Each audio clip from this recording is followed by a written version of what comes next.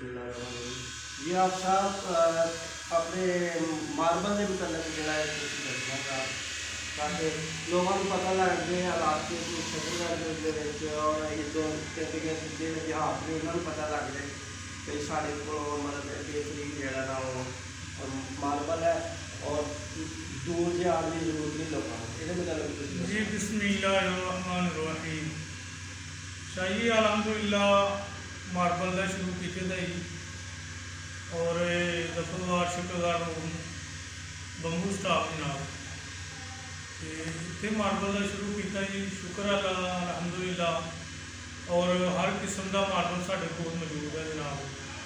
border वगैरह full वगैरह पट्टी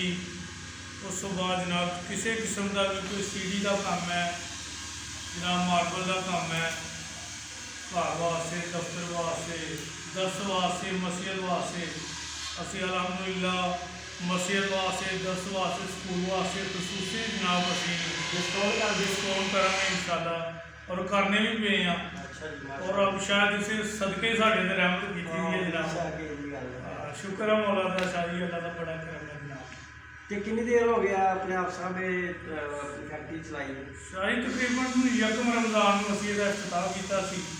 पिछले साल हाँ जी है अच्छा ऐसे जी जी ऐसे साल तकरीबन 8 से 10 माह हो गया ठीक है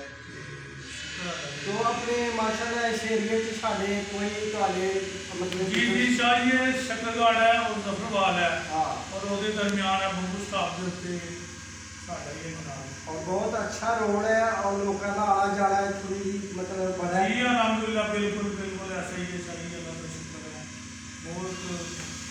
करम है मौला तो का किने इंशाल्लाह तुहाडे मतलब कि इस टाइम